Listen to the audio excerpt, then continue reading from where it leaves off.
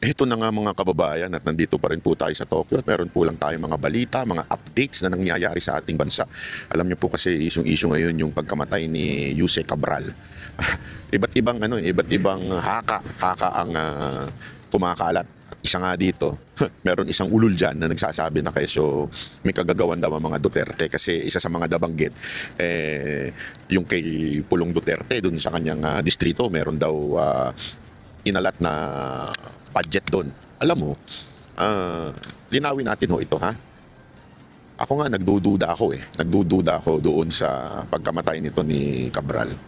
Nagdududa ako na posible na may gusto talagang mawala siya sa mundo na ito. One, para hindi humatuko yung mastermind kasi ho, merong dokumento na naibigay si Cabral doon kay Libiste ng mga kasangkot, mga kataas-taasang kasangkot dito sa issue ng korupsyon na ito. Etong matinding korupsyon na ito. Meron nung sinabi doon sa dokumento. Baka umiiwas so ito sa mastermind. So pwede kang yariin para doon sa mastermind na yun hindi mo na mabanggit. Okay? At the same time, since nabanggit niya na merong 50 billion na allotment doon sa Davao City, mas magandang mayari na siya at hindi na masabing cleared yun. Kasi ibig sabihin, alam mo, madali na mga i-twist ang truth eh. Sasabihin lang, halimbawa, merong lugar, eto na, nabigyan ito ng lugar na ito ng allotment na ganito. Tapos, pag sinabi mong bitin yun, mukhang may korupsyon eh. Di ba? Parang pagbitin. Unless, iklaro ng tao na sabihin niya, yun po yung nagamit ng tama.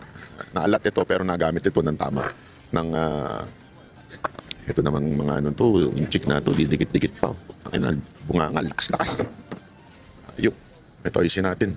Dikit ng dikit eh. Alam na nga nag-vlog yung tao. Sampalin ko kaya ito. Joke lang. Heartbreak ang... Anyway, tuloy na natin ha. So yun na nga po. So yun yung eksena doon. Baka mamaya gusto siyang yariin para hindi na makapagsalita. Para ba magkaroon ng confusion sa tao. Kasi hindi naman importante kung mapatunayan eh. Yun ang goal nung kung sino man yung yumari doon eh. Hindi importante mapatunayan kung meron man yumari. I mean, if yung theory na yun ay correct. Kung meron man, baka ang intensyon nun para hindi na makapagsalita ito at kung ano na yung nabitawan niya, ay pwede nang dagdagan ng mga facts like, ninakaw yan.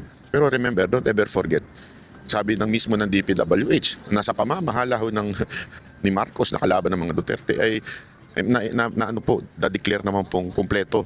At hindi lang na-declare na kumpleto kasi yung mga ibang lugar na-declare na kumpleto pero ang totoo, hindi naman. Kaya nga may picture na kasamang pinresinta si Pulong. So, DPWH sabi, cleared. Tapos meron pang pinresinta si Pulong na cleared din. So, napakalinaw nun mga kababayan. Cleared po yung kung anumang project na naan doon. Ngayon, kinukulayan ngayon itong isang hindot na alam natin kung sino yun. Yung pinaka pinuno ng DDH. Hulaan ninyo kung sino pinuno ng DDH. Die hard Duterte hater. Walang iba kung hindi yung sundalong kanin. Yung walang kwentang talunan na si Trillanes. Asahan nyo yung si Trillanes, hindi yan titigil sa pambanat sa mga Duterte. Alam mo kung bakit? Nasira ang karir niyan dahil sa mga Duterte. Sirang-sira. Imaginein mo dati, ang tingin sa'yo ng tao, bayani ka. Dati, tingin sa'yo ng tao, hero ka. Yan ang tingin ng tao sa'yo dati. Pero nung siya po ay nagpumilit na mag-vice president, sabi ni Pangulong Duterte sa kanya noong 2016 at tinanggihan ni Pangulong Duterte, doon na bumagsak ang karir niya. Ang nangyari kasi, dahil sa kanyang ego, kayabangan, dahil sa kanyang kayabangan at ego, ito po ay nagalit. Para bagang sabi niya, hindi mo ako tinanggap. So kung ano-ano na inimbento niya sa mga Duterte. Lalo kay Pangulong Duterte noong panahon na nakaupong presidente. Ang problema mga kababayan, nasira siya. Una, wala ni isa siyang napatunayan. Pangalawa, walang naniwala sa kanya. Kaya ngayon, nag-iingay pa rin siya at wala pa rin naniniwala sa kanyang patuloy. At ang matindi nito, tumakbong senador, olat. Patunay na wala na siyang bilang. Tumakbong mayor, olat din. Kita mo naman. Ibig sabihin, talagang nasira yung kanyang political career. Mantakin mo yun, mga kababayan. Sira ang political career mo dahil sa paninira at pagiging bitter mo sa mga Duterte. Di ba? So, for sure yan. For sure. Hindi titigil itong si Trillanes na ito na siraan ng mga Duterte kasi nasira na siya ng todo bumagsak siya eh. So kaya ganun ang siste ngayon. Ito ngayon si Cabral, yung kanyang Yusek Cabral, yung kanyang pagkamatay, isa pa hong mahiwaga dito ay yung meron siyang video na takot siya sa heights. Tapos yung tinanong, yan yung una niyang so kung ikaw takot sa heights, sa dami-dami ng ways para ikaw ay kunwari lang alam mo na, take your life, ika nga, ay hindi yung bagay na kinakatakutan mo. Bakit? Mahirapan ka. Di ba? Isipin mo, ako, halimbawa lang, yung isang tao, may phobia siya sa ipis. So para tapusin niya na buhay niya, kakain siya ng ipis. Napaka-imposible nun. Kakain siya isang garapon na ipis. Phobia mo nga yun eh, di ba?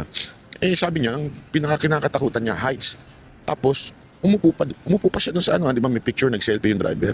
I mean, it's an odd. One, may phobia ka na eh.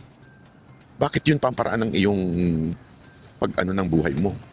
Baka nga, eto di ko alam. Sabi nga it's either totoong yung ginawa niya, may yumari sa kanya, o pinepeke lang niya yung niya.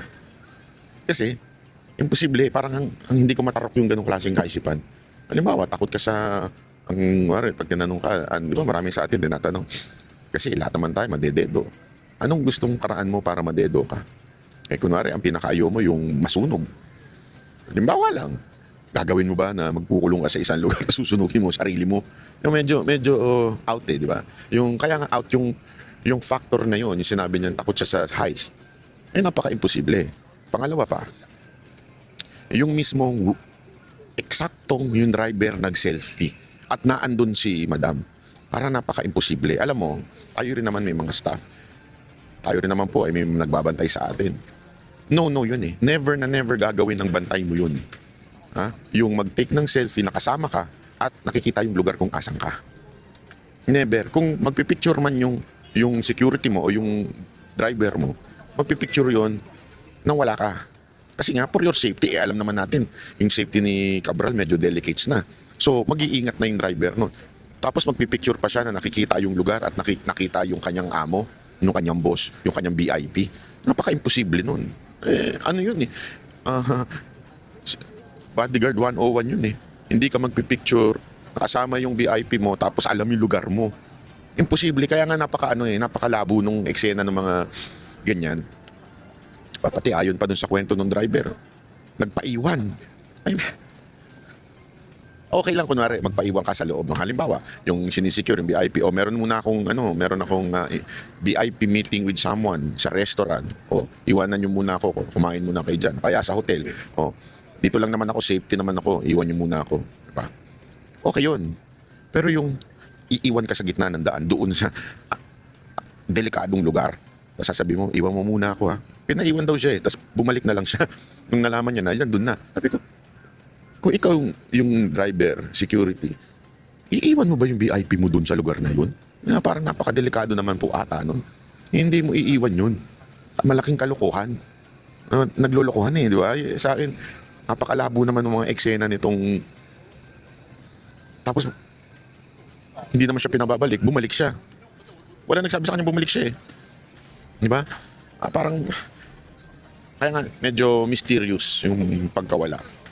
Hindi natin alam kung sinadya ba para, one, pagbintangan ng mga Duterte, o two, ay, hindi na maituro yung dapat maituro. Di ba? Hindi natin alam. Ang matindi pa nga dyan meron pang isa na sinabi siya sa isang interview.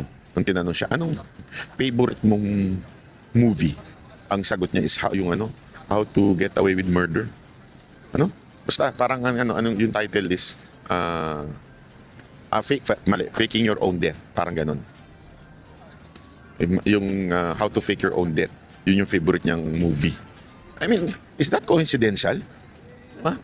Na may takot ka, may phobia ka sa heights. Tapos biglang ang favorite movie mo, How to Fake Your Own Death.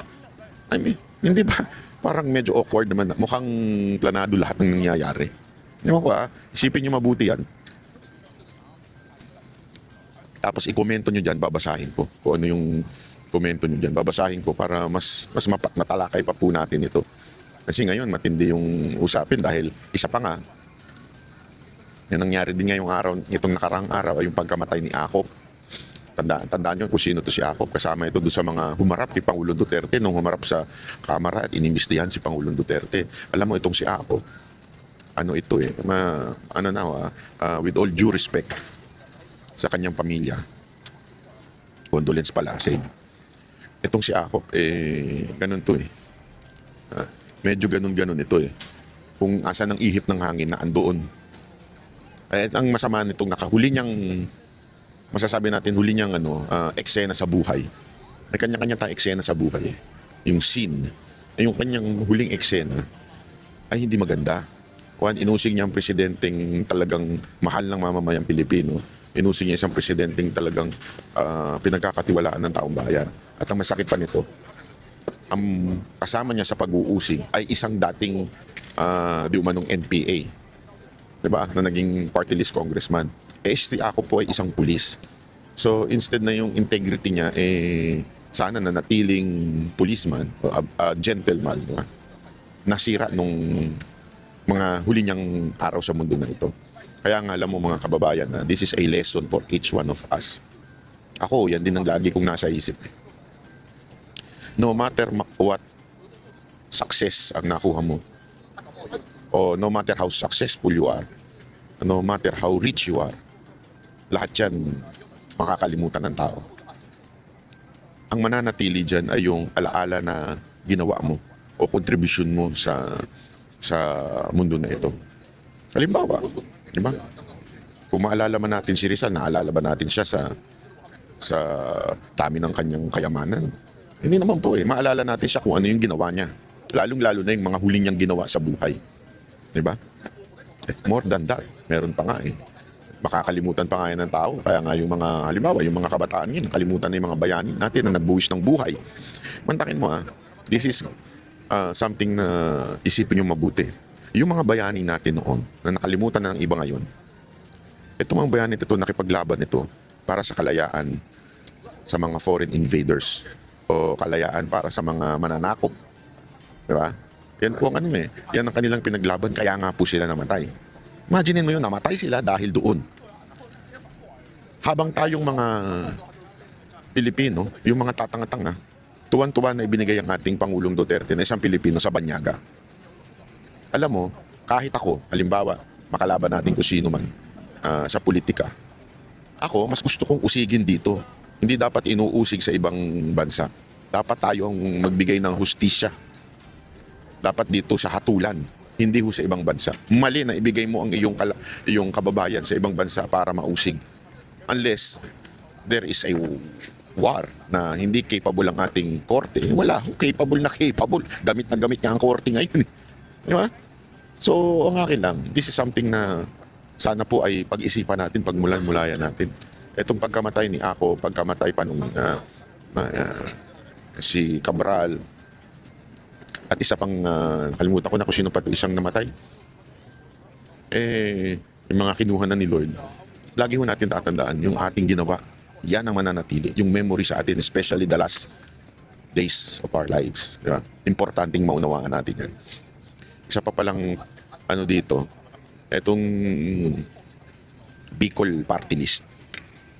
Wait para mabanggit natin ng tama. Etong party list ni Terry Ridon, ibinulgar na may insertion. Kasi kaya pala si Terry Ridon, humihirit siya na, bakit hindi nyo ilabas yung dokumento? Ganyan, para magkaroon siya ng paraan. Kasi yung dokumento, ngayon ay kay Libiste, Congressman Libiste. Sabi nga ng baba, di pa ilabas. Bakit tinatago pa ni Libiste? Ano bang kung talagang totoo yan, ilalabas na yan.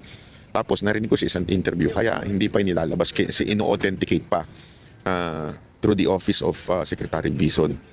Para sigurado, kasi pamaya, pag inilabas, tapos hindi completely authenticated o merong hindi wala sa record o basta hindi na authenticate, baka maaaring mangyari niyan, pasinungalingan pa nitong iba. Okay? Kasi remember, May mga nakasulat na congressman doon. Ang kulit nito ni Terry Ridon na parang kinukulit niya si Libiste na ba't hindi ilabas. Yung pala, yung Bicol Saro Party List po ay may 150 million road project insertion sa Pamplona, Pasaka, Camarines Sur. Mantakin mo ha. Ano pinagkaiba nito kay Pulong? Baka sabihin ng iba, bakit si Pulong din naman merong Hindi, remember, district congressman si Pulong. Naturalmente, kailangan humingi siya ng pondo. Oy, pondohan niyo itong lugar namin kasi kailangan yung ito. Yun lang naman ang ginawa ni Pulong. Pinapondohan yung lugar nila para magawa yung project. Ang problema dito, party list ka eh. Wala kang kinalaman sa district, bakit ka nagkaroon ng insertion sa Camarines Sur? Yun yung sinasabi. Yun yung sinasabi ni ni Saro ni Libiste. Di ba? Kaya nga sabi ko sa inyo, medyo hindi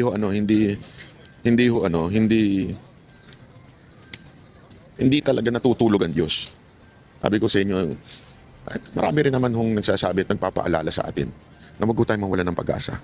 Wag tayo mawalan ng pag-asa. God moves in a mysterious ways.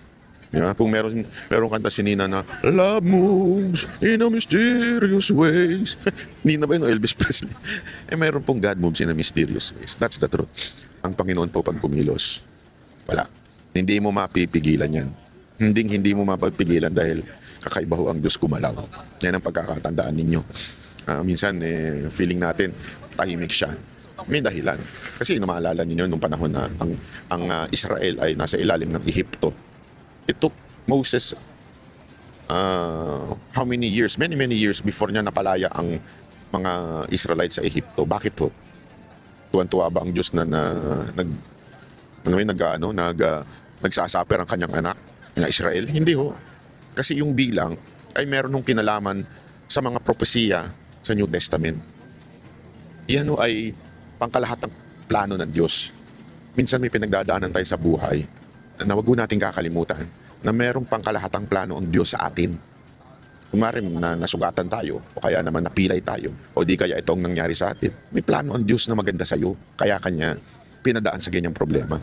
Ngayon, ang Pilipinas, kung ano man ang nangyayari dito sa atin, bakit tayo nagkaroon ng isang presidenteng mahina, isang presidenteng nakakapagtaka ba't nanalo? Alam mo, ito isa lang ang naiisip ko. Ito kung siguro nagpatuloy ang isang matinong pamamahala under Duterte, malamang sa malamang hindi nabuking yung tunay na karakas ng mga congressman. Kasi nakakapagtago sila eh. Since si Duterte ay mahigpit dyan sa mga insertion, na itatago ngayon ng mga congressman yung mga pera-peraso nilang korupsyon. Pansinin nyo hindi ko sinasabing walang korupsyon ng mga congressman noong panahon ni Pangulong Duterte. Napakaraming korupsyon din siyempre. Maliliit nga lang. Pero yung mga mapakaraming mga congressman pa rin ang pumipili. Kasi mahihirapan kang tukuyin yun isa-isa kung maliit. Di ba? So hindi natin alam kung sino-sino yung mga korap na congressman. Kaya sila, isipin mo, tandaan niyo yung mga congressman na korap ngayong araw, itong panahon na ito, nandyan na yan noong panahon ni Duterte. So ibig sabihin, korap na sila, nakakalusot lang sila kasi maliliit nga eh. Hindi mo mapapansin. Ngayon, pinahintulutan ng Diyos na maupo si Marcos at dahil mahinang nilalang si Marcos, etong mga congressman nakaisip ng, lakihan natin dahil mahinang nilalang ang presidente, walang kwenta, madali makapagpuslit. Di ba? Tapos sakim pa, pati yung kanyang mga kamag-anak. So pagkakataon na natin tong bumongga, talagang pumaldo. So pumaldo sila ng pumaldo, di ba? Humirit sila ng todo-todo. Paghirit nila ng todo-todo, dun sumabog. Doon ngayon nalaman ng taong bayan kung anong karakas na itong mga congressman natin. Naintindihan nyo?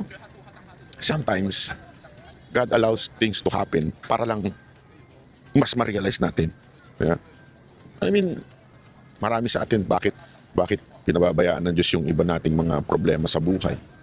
Kasi meron siya ipinapakita ng pangkalahatan sa buhay mo. Kasi pag ang Diyos tumingin, kaya nga di ba, the Lord is the same yesterday, today, and forever. Ang tingin at plano ng Diyos mula simula sa kasulukuyan hanggang dulo. Ganun siya tumingin, malawak. At yun ay hindi natin alam. Siya lang ang nakakaalam. Kaya nga dapat matuto lang tayo magtiwala sa mga nangyayari sa buhay natin. Planado po lahat yan. Planado lahat ng nangyari sa buhay mo. Merong plano ang Diyos sa iyo. So ganun po ang tingin ko sa ating bayan. May plano po ang Diyos sa atin. Alam mo yung korupsyon sa atin, ito'y nakaukit na noon pa man Ito po yung nakaukit na sa kasaysayan na ng Pilipinas. Simula pa lang nung panahon ng Espanyol na tayo sinakop. Marami na mga politiko natin noon ang korap. Kaya nga pag pinanood natin, di ba, yung mga pelikula nila General Luna at kung sino-sino pa po na pelikula doon, ay mga korap na ho ang mga politiko natin. Binibenta na tayo sa Amerika. Ganun, noon pa lang yun. Ha? Kaya ngayon, yung korupsyon natin parang normal na lang. Hindi na nga natin naisip na korupsyon yun eh. Normal na lang sa atin. Kaya nga ito ho, lumalabas na, nabubuking na. At kaya pinahintulutan sa tingin ko na magkaroon tayo ng isang presidenteng mahina. Pero may plano. Yun eh. Kaya nga, alam mo mga kababayan, huwag tayong bibitaw.